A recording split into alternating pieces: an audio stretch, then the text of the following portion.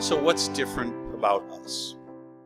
One of the things that I want to do with this group is change the way peer review works. Now, if you're in the university, it's very important to publish your peer-reviewed journal articles, and you may be worried about impact factors and all that kind of thing. We have an editors roundtable. All of these are editors-in-chiefs of journals that are new and relevant to sustainability. And so a lot of these issues about peer review and publication will come up during the editors roundtable. I don't want to rehash them entirely, but the technologies available to peer review are changing rapidly. The journals and the practices are not. Here's something that we're doing. You may remember, although I'm certain that most of you don't, one of our more popular blog posts was on how the symposium itself, the session, should be part of the peer review. So we've set up our website to help facilitate this new model of peer review. That's the old model, and it's illegible. I owe this slide to Scott Unger, who's a graduate student at ASU. If you can't read it, then I'm going to blame it on Scott. But he's in the front row, so it looks pretty good. Right now, peer review is organized around what used to be a 15-cent stamp, but it's now 46 or whatever you pay for your forever stamps. The co-authors all coordinate with the corresponding author. The corresponding author goes through some sort of, usually now web-based tool. I put SoftCon up there because we're familiar with that. That corresponds with the editor, and the editor corresponds with the reviewers.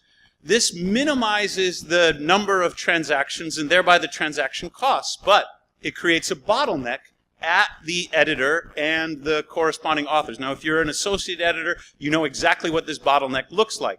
I'm doing a special issue in environmental systems and decisions. I just sent it to the proofs, yesterday. The bottleneck is my inbox in this sort of arrangement. Because when I get 17 emails, none of which I can answer promptly, our time to review goes way too long. Scott's idea about how to blow that old model up and make it new, make it so there's now a lot more transactions. The co-authors are directly connected with readers. The editors don't correspond. I mean, they still correspond with the corresponding author, but the editors are also in touch with readers and co-authors and a whole ecosystem of knowledge around the paper. We're using WordPress to facilitate that, but we're not just using WordPress. You will be able to tweet. You will be able to meet. You will be able to offer authors feedback here in this symposium setting as part of the peer review process. We don't have to do this exclusively in person or exclusively on paper. We've set up the conference website. This is our homepage. You go to the ISSST proceedings, and it will take you to a table of contents. If I scroll down and I decide, well, I have a lot of things to say to Eric Williams, I'm sure. When I read this paper, Eric will probably know it's me.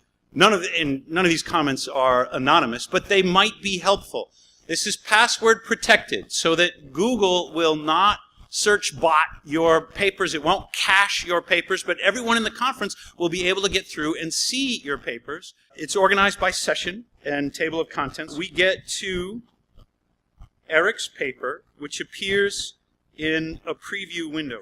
Below this paper is an area where you can comment. What I inadvertently skipped was that the paper appears in its own window. It's a PDF copy. You can preview and comment at the same time. You can do some other social media things that you might be familiar with. You can like the paper. You can Facebook the paper. You can tweet about the paper. So we're trying to incorporate social media and what my kids call IRL into the peer review process.